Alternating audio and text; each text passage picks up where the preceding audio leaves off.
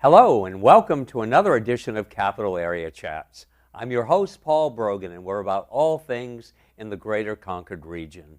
The people, the places, and the things that make this a great place to live, to work, and to play.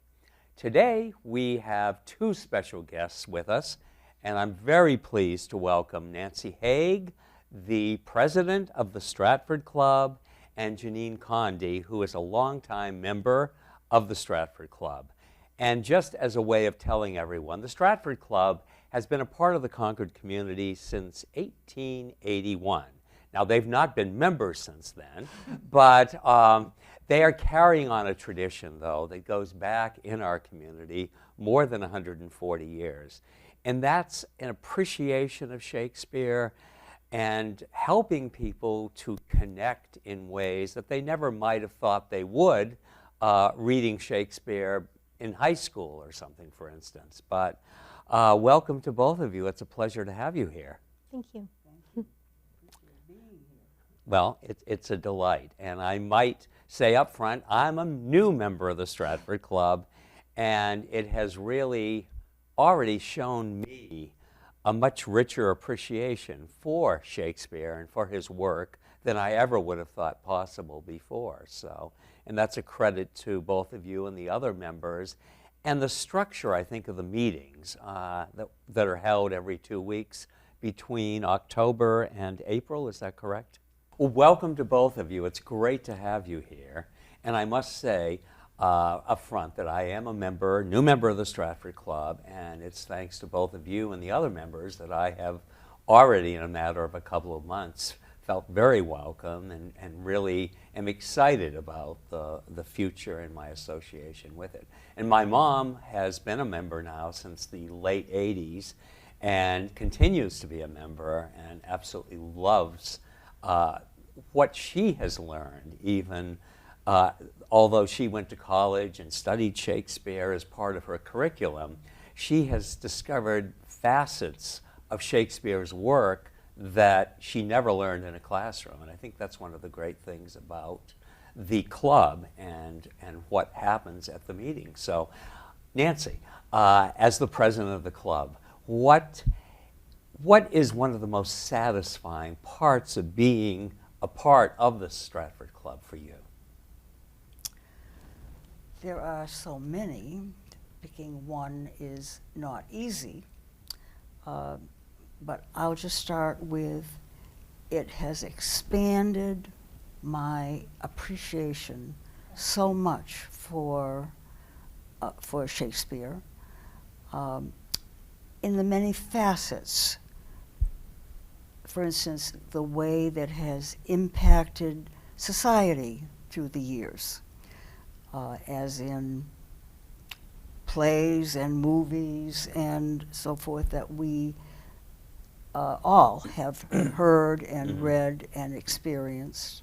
I think it lends a wonderful dimension, new dimension, and I appreciate that. Plus all the really great people that have come, all kinds of people, young and old, and everyone has something to contribute. So I think that that's a good start. One of the important, absolutely.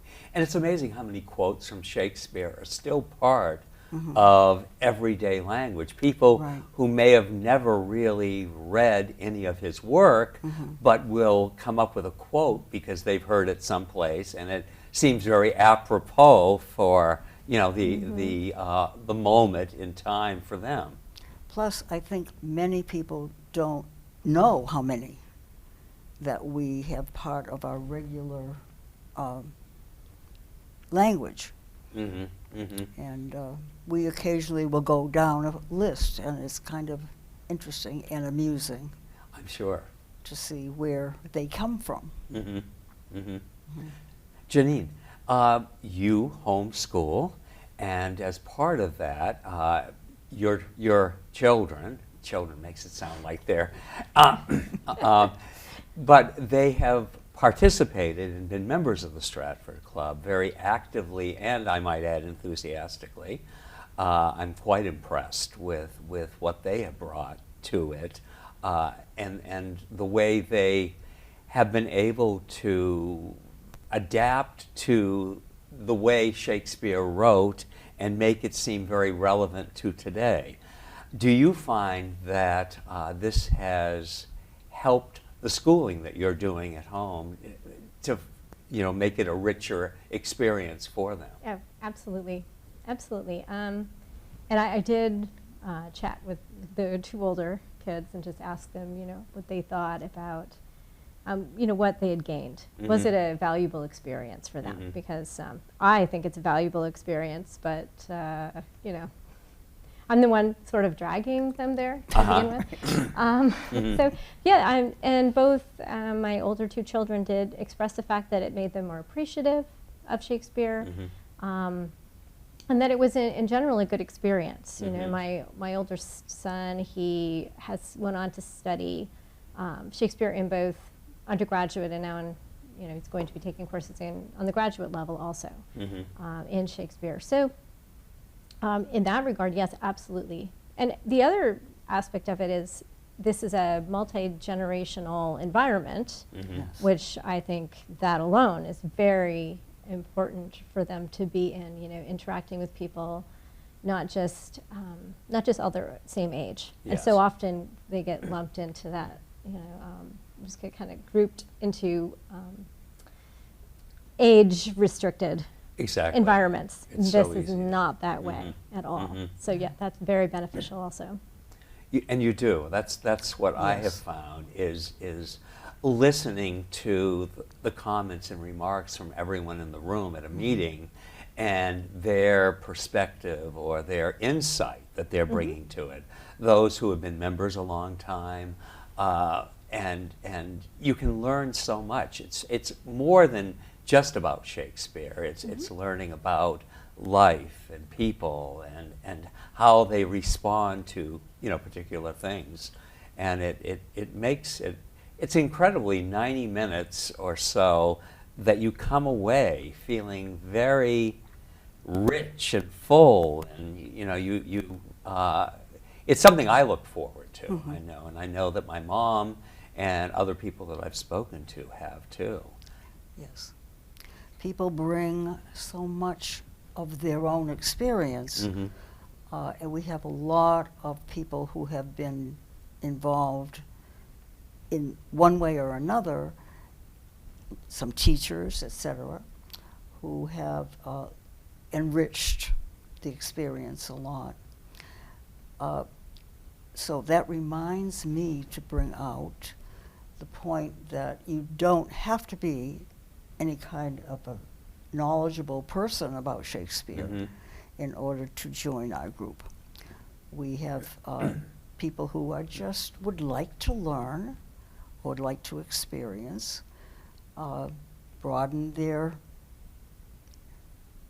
knowledge yes. and so forth. And I think we intend and appreciate and want to have people find it to be a pleasant, a fun experience, mm-hmm. don't we? Absolutely. mm-hmm. We really have a good time mm-hmm. in the process. Absolutely. Enjoyable. And the meetings are held in a very historic room at the Concord Public Library mm-hmm. for more than 80 years. The particular room on the second floor has been designated as the Shakespeare Room, and it just feels wonderful when you walk in there. The history, you're immediately drawn in. It's very welcoming. It's not off-putting or anything mm-hmm. like that. But you just know that it's going to be a good experience when you walk into that room. And what were your thoughts the first time you walked into the Shakespeare Room?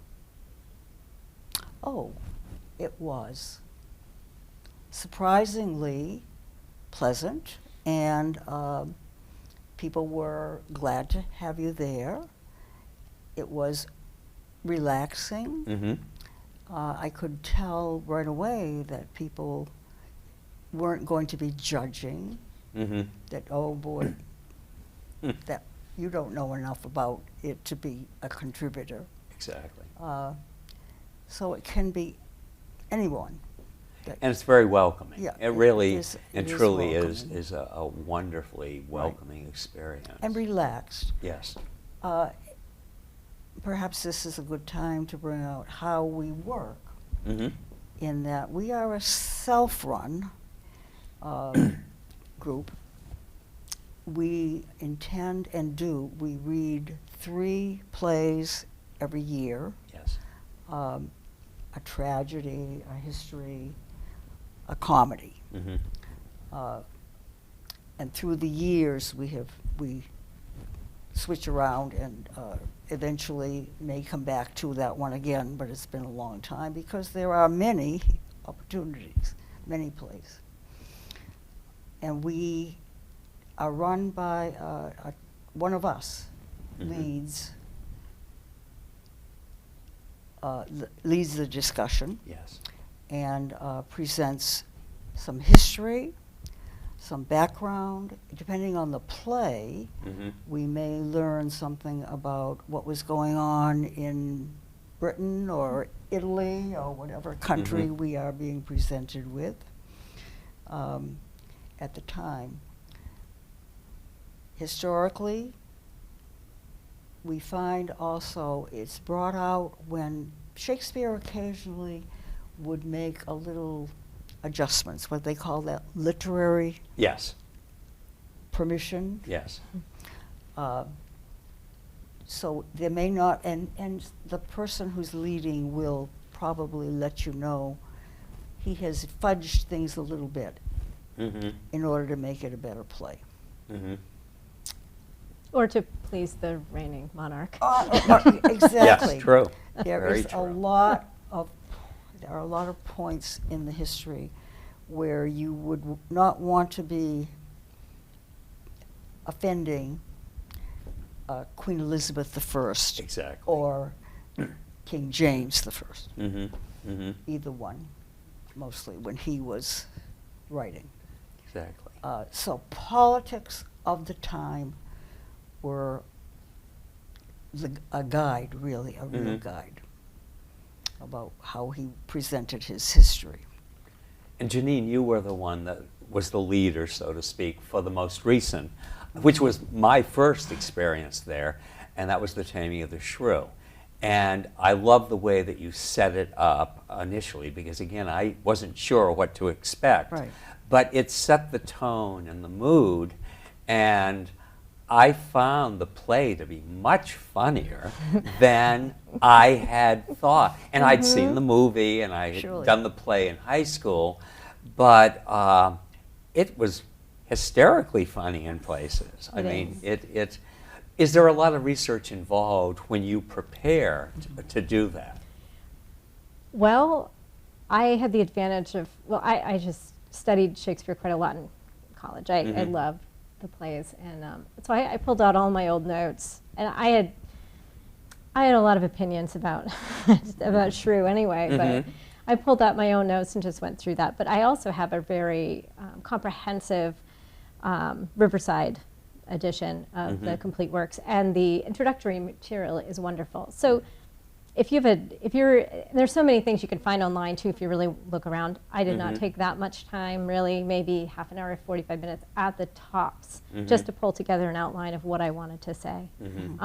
But if somebody's leading and they don't want to really give that much introduction, it's not strictly necessary. No, you know? Right. I happen to find it fun. Oh, it was. It was very much. Plus, we already have our own small library in the room available, and plus a lot of copies in case people don't have that particular one themselves. So forth. We have a lot of resources. And you know what's nice too is that it ended up being a play that, so during COVID, I think it was The Tempest. I was supposed to lead The Tempest, and actually one of our other members sent me, through the mail, an article that she had read thinking I might be interested in it for use in some introductory materials. So, which was great. It was a really interesting article, and it was nice to have something to incorporate into what I was already planning on doing. So there's also that. We can use each other as resources. Well, that's the thing, the interactions between the members. It's wonderful. I mean, it really feels like there's that connection, and the willingness to accept people, new people, to the group is wonderful. So if someone were interested in joining, and we are going to show your email address, Nancy, on the screen, that people can contact you by email, and they are welcome to come and check out at one of the meetings to see whether it's something that they might like. And there are copies available at the library. They don't need to run out and buy a copy of the play until they know that they want to perhaps be a member and all of that. And I bought my copy of The Shrew after I used, the first week I used the one from the Shakespeare room, but then I went to one of the bookstores locally and got my own copy so that I could, if anything happened to it, you know. But just to start to build my own library again of the titles. So the fall offering was a comedy, then The Taming of the Shrew. Taming of the Shrew. The next, the winter offering will be what? Antony and Cleopatra. And Cleopatra. Antony and Cleopatra. Which, if anyone is not familiar with it, it is, don't think Cleopatra from the Elizabeth Taylor Richard Burton movie or any of that. I mean, Shakespeare's take on the story of Antony and Cleopatra is so rich and full, and you can throw away all the notions you might have about their story and really find something new in what he writes about it. And I think it's going to be a fascinating couple of months doing that. It will be. You're on right now a break for the holidays, but when do you resume the meetings? The end of January 7th. January, Excuse me, 9th. 9th. January 9th. And we, as you mentioned, meet every couple of weeks. Yes. Through May. Mm-hmm. We do have, on occasion, a social gathering, which we enjoy, and we love it that the young people who have gone off to college seem to enjoy coming back to our parties, which is really nice. And that kind of brings me to pointing out a little bit about how we go about sharing, which I think make it less threatening, maybe even. Exactly, yes, please. The person leading will assign a part, and we actually read the plays, each of us taking a part. We may have 2 or 3 different parts during the course of that play, several Which is different also parts. traditional. Yes. Which is traditional, right.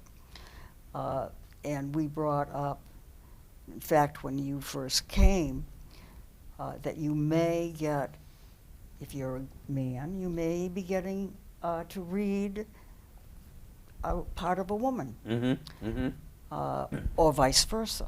Well, you made a wonderful Petruchio when did you I? were reading Petruchio, yes. But no, I think that that's a wonderful experience for people, because if you're only going to read one particular part throughout the whole thing, I don't think you get the true taste of the play and the depth of it, and in some cases the fun of it, is in. Can be fun. It can be. Yes. It can be. And that's what I think, anyone, again, as you pointed out, you don't have to be an aficionado of Shakespeare, but you might come away from this having a great deal of respect, or even wanting to check out the next time you're on television scanning the channels and something Shakespeare is on, you might actually stop and find yourself enjoying it a lot more, because he has gotten a bad rap in some ways. Some people, you know, oh, thee and thou, and the, you know, people don't even give it an opportunity or a chance. Right. And I think that that is one of the things that the Stratford Club can just give a new depth to your life experience. And no matter what age you are, you can find something brand new that you might have never considered before. And I think, you know, if you can learn something new every year in your life, you know, something that you've never done before or experienced before, then it means you're still moving forward and evolving and not just staying in a rut of, well, this is what I like and that's it, and I don't want to, you know, give anything else a chance.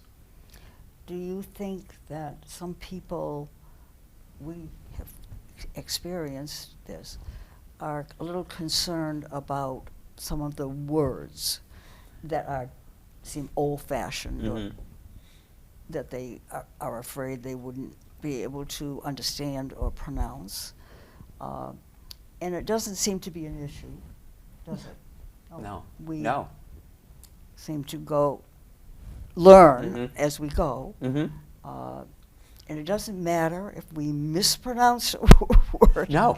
at all. No, you're not going to be chastised or anything else. It's very nurturing and encouraging, and and they start to make much more sense as you do it. You understand, so that by the third time you're using a certain word in the reading, oh my God, that's, you know, it makes perfect sense, and it does. I mean, I was a little the first time for maybe 15 or 20 minutes thinking, oh, what if I don't measure up? Are they going to ask me to leave?